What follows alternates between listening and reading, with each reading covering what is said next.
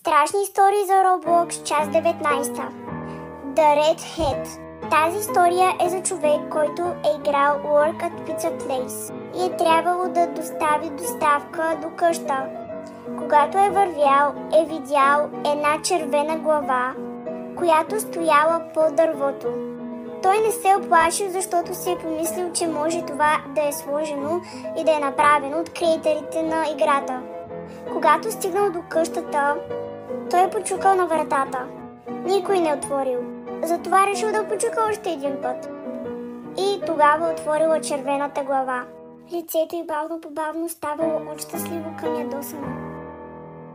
Човекът се изплашил и веднага след това бил схвърлен от играта.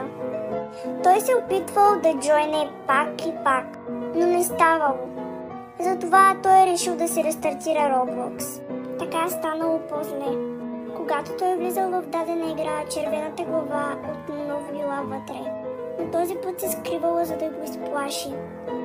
Той отново си рестартирал Roblox. И когато влязал в Roblox и директно го пратил в игра, която се казвала Червените коридори. В края на коридора седяла червената глава и казала на човека Look at me, което в български превод означавало гледай към мен. Човекът се изплашил.